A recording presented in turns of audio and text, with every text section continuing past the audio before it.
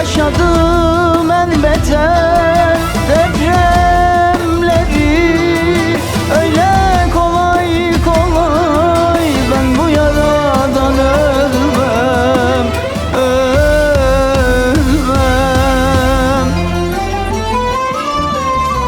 Zalimin zulmüne boynum eğmedim.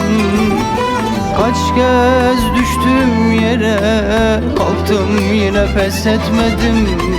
Sen de git istersen diğerleri gibi ol şimdi.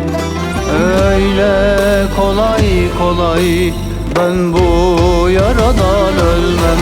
Zalimin zulmüne boynum eğmedim. Kaç kez düştüm yere, kalktım yine pes etmedim. Sen de git istersen diğerleri gibi ol şimdi. Öyle kolay kolay ben bu yaradan ölmem.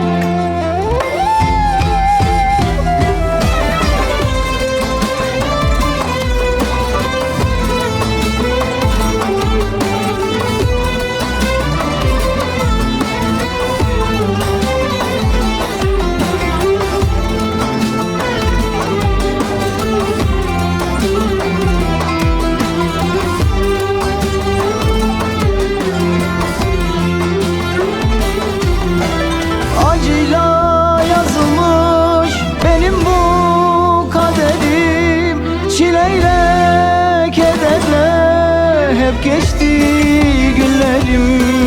Hasretle sınama ey canım sevdiğim. Öyle kolay kolay ben bu yaradan ölmem, ölmem.